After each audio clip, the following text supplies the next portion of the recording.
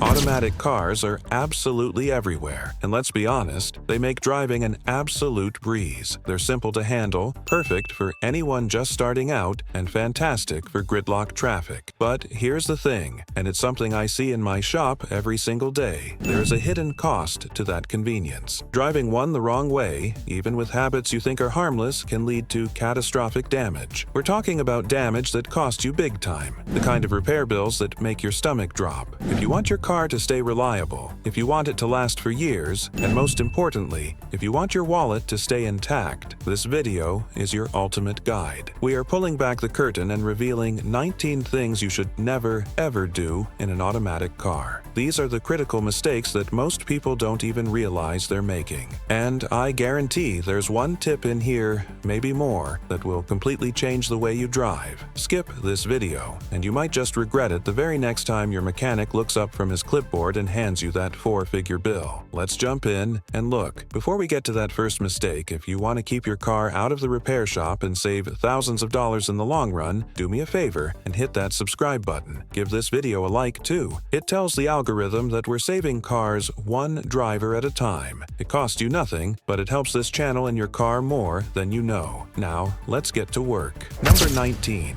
Driving with 2 feet. Let's start with a common one I see all the time, especially with drivers who learned on something else or think they're being clever. Using 2 feet to drive an automatic car might seem like a shortcut to better control, but I'm telling you, it is a fast track to trouble. Automatic cars are not just built for 1-foot driving, they are ergonomically designed for it. Your right foot pivots between the accelerator and the brake. Your left foot has a dedicated, non-moving platform called a dead pedal. It's there for a reason, to brace yourself during turns and to keep that foot far, far away from the pedals. Using both feet, one for gas and one for brake, can lead to profound confusion, especially in a sudden, high-stress stop. Your brain's muscle memory gets completely scrambled. In a panic, you might tense up and press both pedals at once, or worse, just the gas. But the more common, everyday problem is this: keeping your left foot hovering over or resting on the brake pedal. Even the slightest, lightest pressure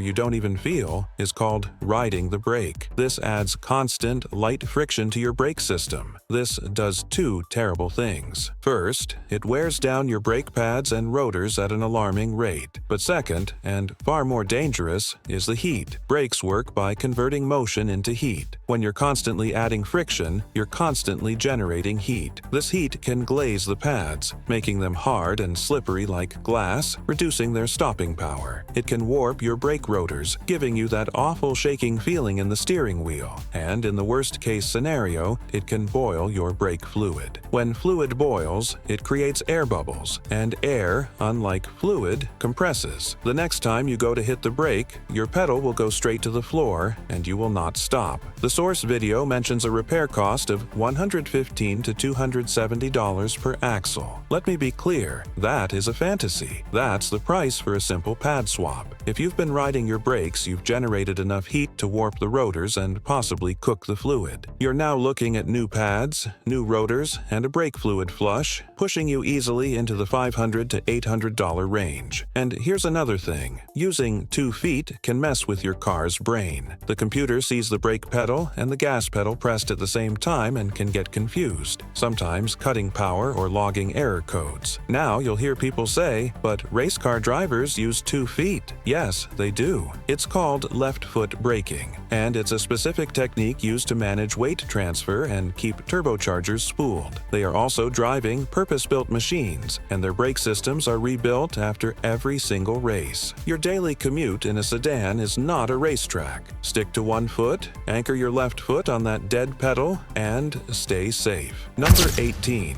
Hard launches or hard acceleration. We've all been there. You're first at a red light and you get that itch. You want to feel the power, so you slam your foot to the floor the second the light turns green. This is a hard launch, and it's one of the most mechanically abusive things you can do to your car. When you step on the gas, fuel, and air mix, creating a controlled explosion that moves the piston. The faster and more violently this process happens, the more stress it puts on everything. Imagine your engine jumping from a calm 900 RPM idle to over 6,000 RPM in seconds. The source video said 10,000 RPM, but let's be realistic, for a normal car, that's more than a tenfold increase in rotational speed almost instantly. This puts a shockwave of pressure through the entire drivetrain. It's not a smooth application of force, it's a violent jolt. Think of it like this: you can either push someone gently or you can punch them in the back. A hard launch is a punch, so what's getting punched?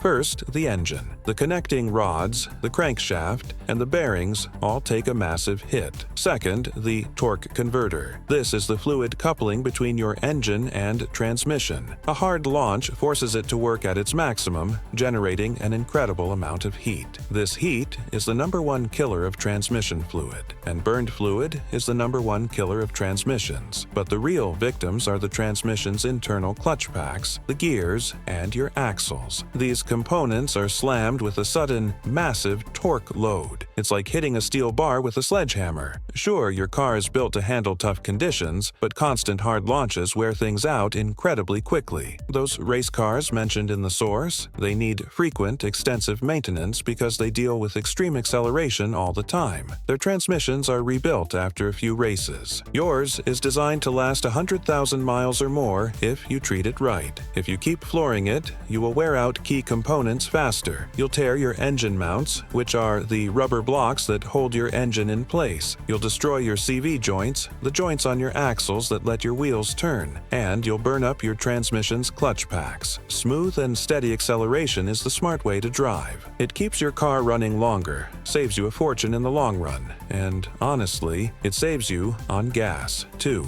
Number 17. Changing gears when the car is still moving. This is a big one, a cardinal sin of automatic driving. Throwing your car into park while it is still moving, even just rolling slightly, puts an insane amount of strain on a tiny piece of metal called the parking powel. This component is a small but crucial lever, about the size of your finger. It is designed to do one job and one job only: to lock your car's transmission after it has come to a complete stop. It is a lock, not a brake. When you shift to park while moving, you are forcing this metal pin to slam against a spinning gear. The grinding or clunking noise you hear, that is the sound of the powel literally bouncing off the gear teeth, chipping away at itself and the gear. Sooner than you'd expect, this bad habit wears down the pawl, and in the worst cases, it can snap clean off. If that happens, other parts like the locking pin or the output shaft could also get damaged. And the scariest part? If your park function fails, your car might just start rolling, especially on a slope. I've seen cars roll into garage doors, other cars, or worse, into the street, all because the owner was too impatient to wait one extra second. Similarly, and perhaps even more destructively, you must never switch from drive to reverse or from reverse to drive without coming to a complete and total stop.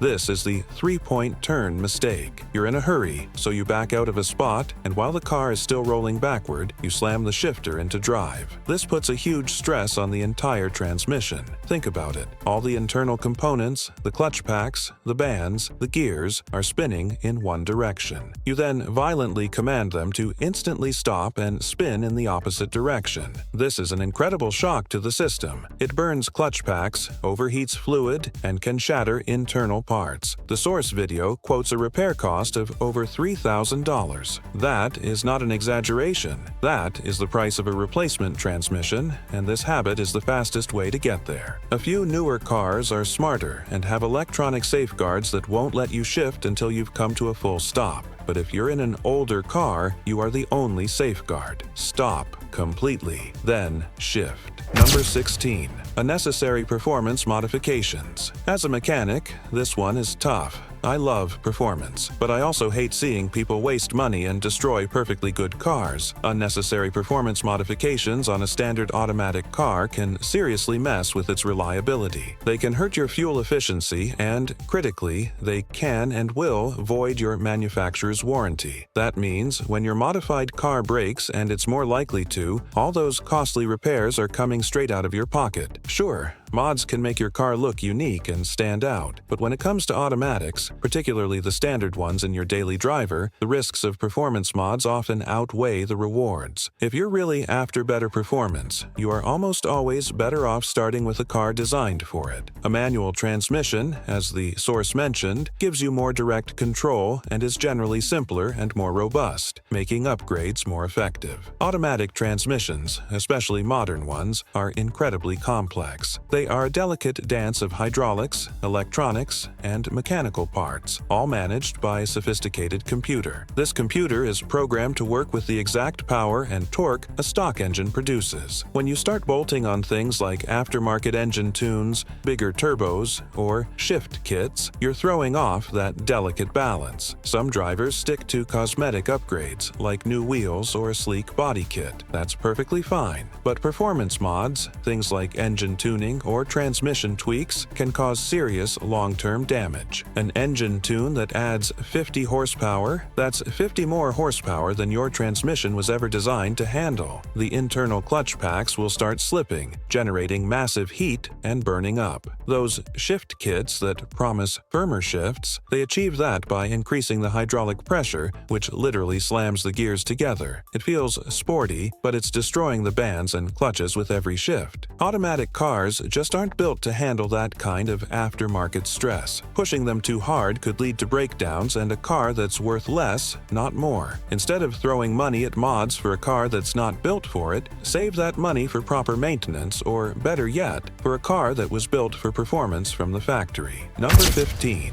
Revving on a cold engine. This is a habit that physically hurts me to watch. Someone starts their car on a cold morning and immediately revs the engine. Vroom, vroom, thinking it'll warm it up faster. This is one of the most damaging things you can do to your engine. When the engine is cold, its metal components, like the pistons and the rings, haven't fully expanded from the heat yet. They don't fit perfectly inside the cylinders. This can cause unnecessary wear, friction, and piston slap, where the piston literally rattles against the cylinder wall. Cold revving also creates abrupt and severe temperature changes, putting immense stress on the engine's tight components. This thermal stress can lead to long-term damage, like cracked exhaust manifolds or even warped cylinder heads. But the number one problem is oil. When you start the engine, the oil has been sitting in the oil pan at the bottom. It hasn't had time to circulate properly, and when oil is cold, it's thick, like molasses. It doesn't flow well, so it's much harder for the oil pump to push it through the tiny passages to lubricate critical engine parts like the camshafts and bearings at the top of the engine. Revving the engine too soon forces the engine to work at high speeds with inadequate lubrication. This is metal-on-metal grinding. Most of an engine's entire lifespan wear happens in the first few seconds after a cold start. To avoid this, always let the engine warm up before driving aggressively. Now, the source video says to let the engine idle for 1 minute on a hot day and 5 minutes on a cold day. I'm going to update that advice. That's old-school thinking from the days of carburetors. With a modern, fuel-injected engine, the best practice is this. Start the car, wait about 30 seconds to a minute, just to get the oil pressure up and the fluid moving. Then, drive away gently. The engine will warm up much faster and more efficiently under a light load than it will just sitting there idling. Idling for 5 minutes just wastes fuel and can cause carbon buildup. And here's a pro tip.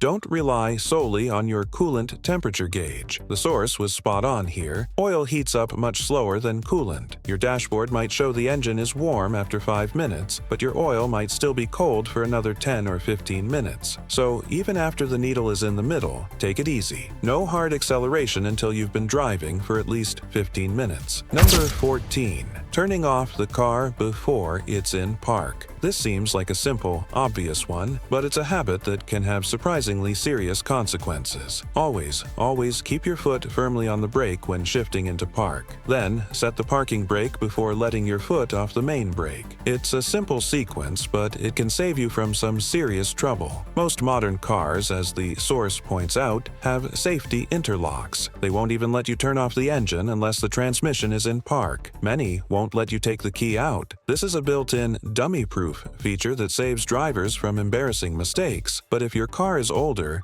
Or if that safety feature fails, you are playing with fire. Here's why. First, your car could roll away. If you forget the parking brake and shut the car off in neutral, it can drift in both directions. If you shut it off in drive or reverse, it'll still move in that direction, though more slowly. Either way, that is a disaster waiting to happen. You come back to find your car in the middle of the street or crashed into your garage. And then there's the starting problem. Modern cars are designed not to start if they are left in gear. This is a critical safety feature. You don't want the car to lurch forward into your garage wall the moment you turn the key. But if these safety switches fail or are bypassed, starting the car in gear can put a huge, sudden strain on the drivetrain and transmission, similar to a hard launch. This is a habit that just isn't worth the risk. It takes zero extra effort to do it right. Put on brake, shift to park, set parking brake, then turn off the engine. Number 13. Neglecting transmission fluid changes. This is, without a doubt,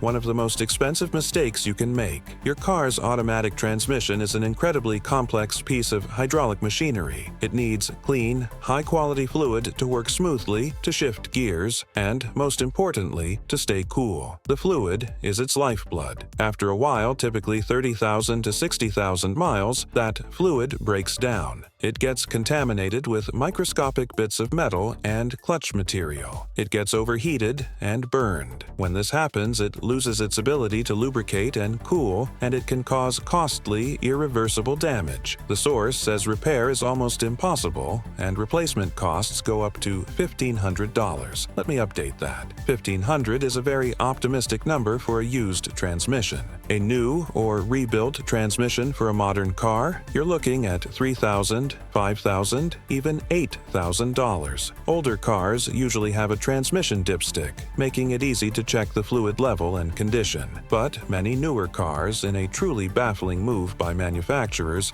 have sealed transmissions with no dipstick. They claim the fluid is lifetime. As a mechanic, let me tell you, lifetime fluid is a lie. The lifetime they're talking about is the warranty period. After that, they're happy to sell you a new transmission. Always check your owner's manual, see if your car has a dipstick and how to check it properly. The process usually involves parking on a level surface, warming up the engine, shifting through all the gears, and then checking the level in park with the engine running. But it's not just about the level. The fluid condition matters even more. Good fluid should be bright red or pink and translucent. If it's dark brown, black, or smells burnt, you have a problem. If it has metal shavings in it, you have a serious problem. This dirty, gritty fluid acts like liquid sandpaper, grinding away at the inside of your transmission. It causes slipping, overheating, and eventual failure. If the fluid looks foamy or milky, that's also a red flag. It might mean someone overfilled it, which can cause its own set of pressure issues and leaks. Or, as we'll see later, it could mean water has gotten in, which is a death sentence. Low fluid is just as bad, causing slipping, serious wear, and overheating. Don't skip this. Find out your car's service interval for transmission fluid and stick to it. Number 12. Coasting on neutral while driving downhill. This is an old, persistent myth. People think that by shifting into neutral and coasting down a long hill, they're saving gas. This is 100% false in any modern car, and it's incredibly dangerous. Let's bust the fuel myth first. In newer cars, when you are in gear and you take your foot off the gas, like when you're going downhill, the engine's computer automatically cuts off the fuel supply to the injectors. The wheels are turning the engine, not the other way around. You are using, in that moment, zero fuel. The moment you shift into neutral, the engine disconnects from the wheels and must use fuel to keep itself idling. So, coasting in neutral literally wastes gas. But more importantly, coasting in neutral puts your safety at serious risk. In some states, it's actually illegal. When the car is in neutral, you have no control over your speed other than the brakes. You lose all engine braking, which is the natural slowing down effect of the engine being in gear. This means you are relying 100% on your brakes to manage your speed down a long, steep hill. This will overheat your brakes, leading to that brake fade or total failure we talked about earlier. Furthermore, you lose the ability to accelerate. If an emergency happens, if a deer jumps out or another car swerves into your lane, you have no power to speed up and get out of the way. You're just a runaway train. Instead of coasting, you should downshift manually using the 2 or L, low gears, or use the manual shift paddles if you have them.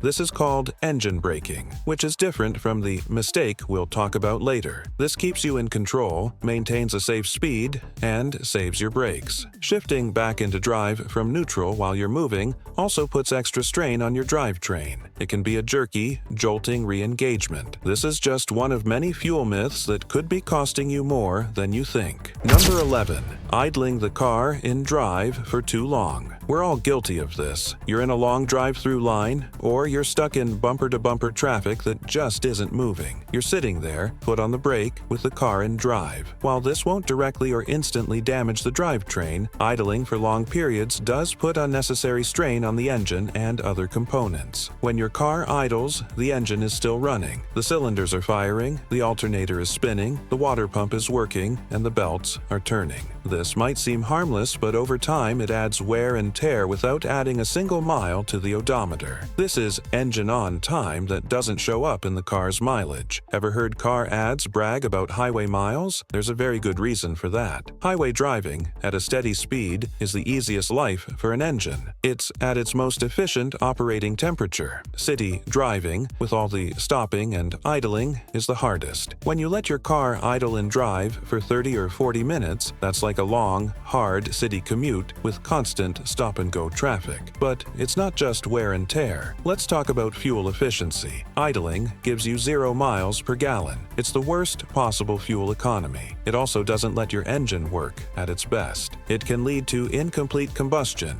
which can cause carbon buildup on the valves and foul your spark plugs. That means higher fuel consumption even when you're driving. Even worse, unburnt fuel can sometimes wash past the piston rings and mix with your engine oil, diluting it and making it less effective. This forces you into more frequent and costly oil changes. If you're going to be waiting for more than a minute or two, it's better to switch the transmission to park or just turn off the engine entirely. Number 10.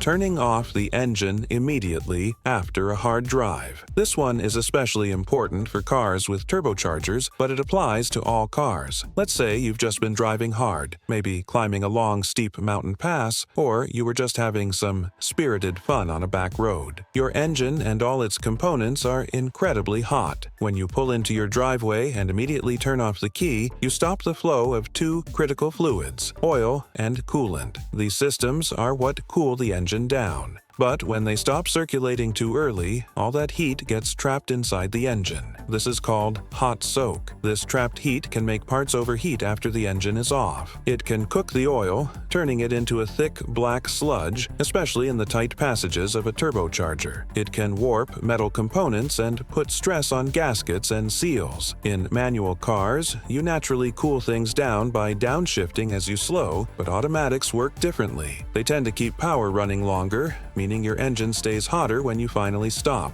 Modern cars are built to handle heat better than older ones, but if your car has a lot of miles on it, things like cracked exhaust manifolds can become a real issue from all that heat stress. If you are driving a turbocharged car, this is critical. A turbocharger spins at incredibly high speeds, sometimes over 150,000 RPM. It gets red hot. It's cooled and lubricated by your engine's oil. Shutting the engine off too soon cuts that oil flow. The oil sitting in the hot turbo bearings gets coked or burned, turning into hard carbon deposits that will destroy the turbo. So, what's the solution? Just let it cool down. The last 1 or 2 miles of your drive gently. Let the airflow cool things down. When you park, especially after a hard drive, just let the car idle for 30 seconds to a minute. This turbo timer effect lets the oil and coolant circulate, pulling that damaging heat away from the critical components before you shut it down. Number 9.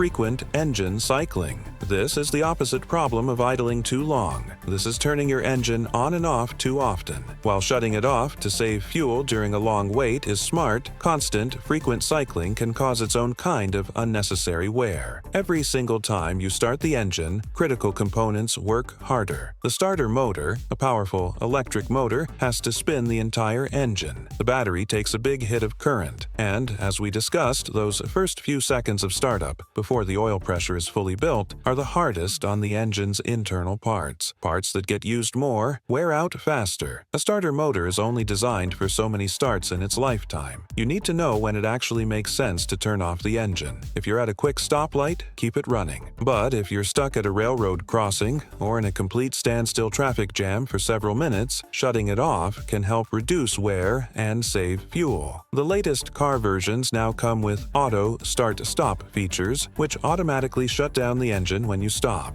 This proves that occasional shutdowns aren't harmful and can improve fuel efficiency. However, these systems are designed for it. They often have more robust starters and batteries to handle the extra cycles. Doing it manually too often, like shutting it off at every single red light, might create other issues. Frequent restarts can, in some older cars, flood the engine. It puts a lot of strain on the battery, potentially shortening its life, and the fuel saved might not be worth the extra effort or the potential cost of a new starter motor. Restarting the engine uses a small burst of fuel, too. So, in most cases, idling for a short time, like a minute or two, is perfectly fine and likely better than a constant stop-start cycle. Number 8. Resting your hand on the shifter lever. This is a bad habit that a lot of people have. It might seem comfortable, just a natural place to rest your hand, but trust me, it's a bad idea. That slight but constant pressure, day after day, can wear down your car's components. Now, the source video says it wears down the shift fork and synchronizer. This is 100% true for a manual transmission.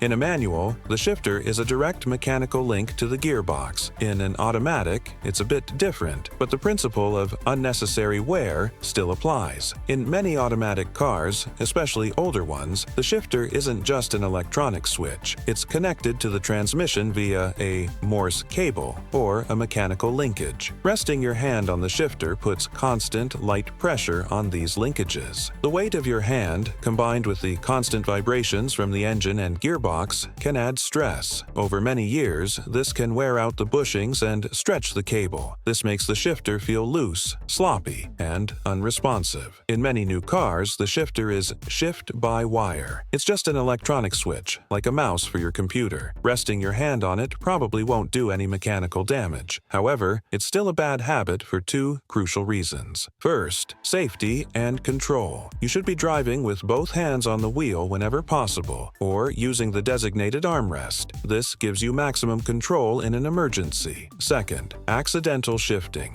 I've seen it happen. Someone rests their hand on the shifter, hits a pothole, and their arm jerks, knocking the car into neutral on the highway. Suddenly, you have no power. Or worse, they accidentally hit the manual mode button and lock the car in a low gear. It's just not worth it. Keep both hands on the wheel. Number 7. Driving through deep waters. This is a fast track to total, catastrophic trouble. Your daily sedan or SUV is not a submarine, and it's not a rugged off-roader. Driving through deep, standing water is a gamble where you can lose the entire car. Here's why. Your car's transmission is not perfectly sealed. It has vents, or breathers, which are designed to release pressure that builds up as the transmission fluid gets hot. This works perfectly fine in the air, but in many regular cars, these vents are positioned low, right on the transmission itself. When you drive through deep water, that water can, and will, get sucked into the transmission through those vents, and that's when the trouble begins. When water mixes with transmission fluid, it turns into a thick, milky, pinkish-gray mess. This contaminated fluid is useless. It doesn't lubricate, and it doesn't cool, but it gets worse. This watery mess breaks down the glue that holds the friction material on your clutch packs together. Once that happens, your clutch plates will literally disintegrate. The worst part? The damage can happen in just a few hours. You might make it through the water, park your car, and think you're fine. By the next morning, the damage is done.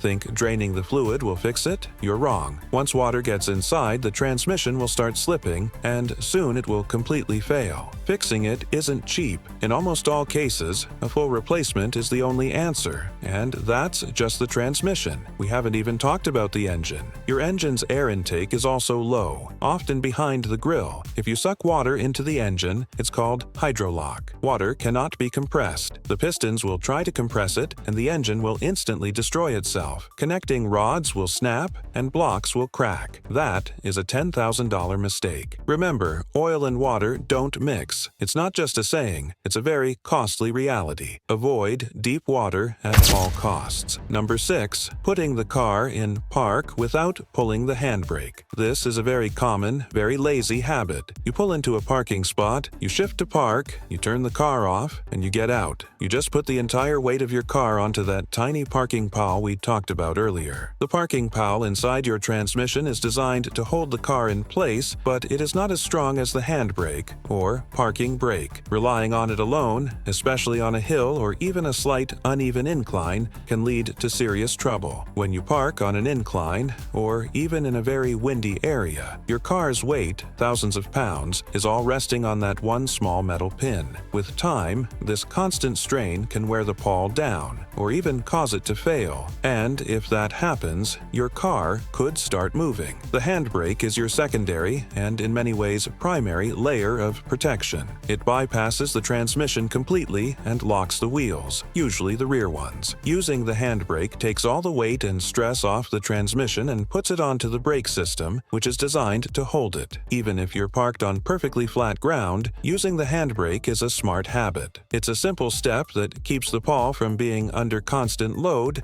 and can save you from costly repairs down the road. Skipping the handbrake once or twice might not seem like a big deal, but the stress adds up over time. Engine mounts and bushings can weaken from the car settling onto the pawl, and the locking pin itself can eventually fail. To park safely, here is the correct sequence. Come to a complete stop with your foot on the main brake pedal. While your foot is still on the brake, shift the car into park. Then pull the handbrake. Now you can let go of the brake pedal. When you're ready to drive, you do the reverse. Foot on the brake. Start the car, shift into gear, then release the handbrake. Number 5. Ignoring dashboard warning lights. This one is just baffling to me. The source says 6 out of 10 drivers ignore dashboard warning lights until their car breaks down. Those little lights are not decorations. They are not suggestions. They are your car's only way of talking to you. They are early warnings that something is wrong. Ignoring them can and will lead to expensive damage or, worse, a breakdown in the middle of nowhere. Manual car drivers tend to react faster, as the source notes. Why? Because they are by nature more engaged with the car. They know their cars need more hands-on attention, but automatic drivers often get complacent. They take those warning lights for granted, thinking, "Oh, it's probably just a sensor," until it's far too late. If a warning light comes on, don't panic. Stay calm and pull over to a safe spot. Take a moment to check your car's manual. Every manual has a section that tells you exactly what each light means and how serious it is. Now, some lights need your immediate "pull over right now" attention.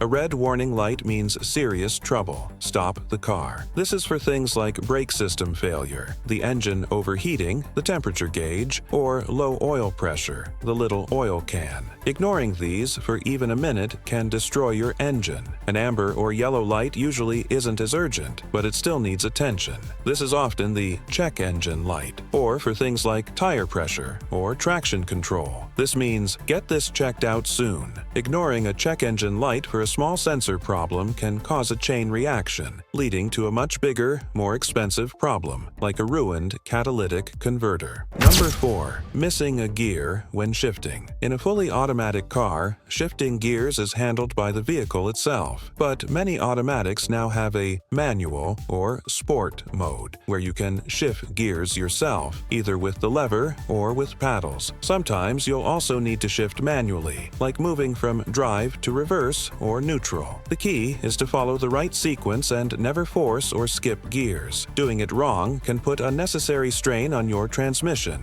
When using the gear selector, be smooth and deliberate. Forcing it or rushing through can wear down the linkages and the switches inside. But here's something to watch out for. As the source mentions, some drivers, out of old habits from a manual, try to skip a gear, or they move move the shifter too fast, or miss the intended gear, going from drive past neutral and into reverse by mistake. This can throw off the transmission's computer and impact performance. Always shift carefully, one detent at a time, to keep things running smoothly. The bottom line is to take it slow. Shift in the right order, and if you're in full drive, trust your automatic to do what it was designed for. Your drive will be easy and effortless. Number 3. Tailgating and late braking. This is less a mechanical mistake and more of a dangerous driving habit that is made worse by an automatic transmission. Tailgating, or following the car in front of you too closely, dramatically reduces your reaction time and massively increases your risk of a collision.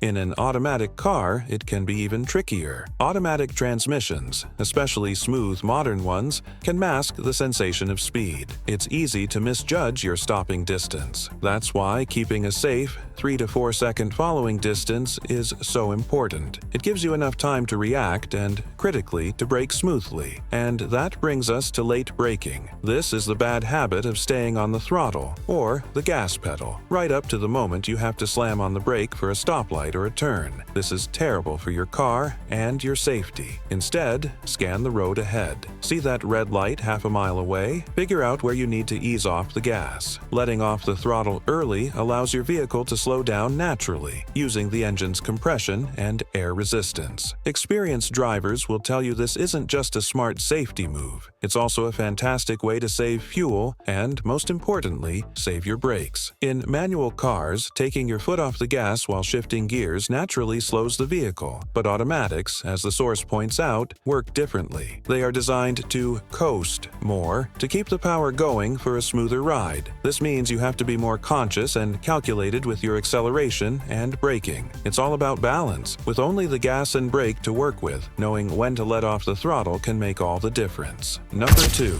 Engine braking. This is a controversial one, and the source video's advice is a bit confusing. It lists engine braking as a mistake, but this needs clarification. What the source means by engine braking in this context is the improper use of it, constantly and aggressively downshifting from drive to a lower gear, like 2 or L, to slow the car down in normal, everyday driving. This might sound like a smart way to save your brakes, but it's not a good idea. Automatic transmissions are built to shift smoothly up and down on their own. Forcing them into lower gears at high speeds to slow down can put unnecessary strain on the system. The internal clutch packs and bands are not designed to handle those constant, high RPM deceleration forces. Over time, it can lead to overheating, increased friction, and premature failure. It's better to just use your brakes. Brake pads are cheap, transmissions are not. However, there is a correct time to use engine braking, as we discussed in the coasting in neutral point. When you are descending a long, steep hill, this is exactly what those lower gears, L, 2, or your manual mode paddles, are for. Using them here will save your brakes from overheating and failing. So, the rule is this: don't use engine braking to slow down for a stoplight.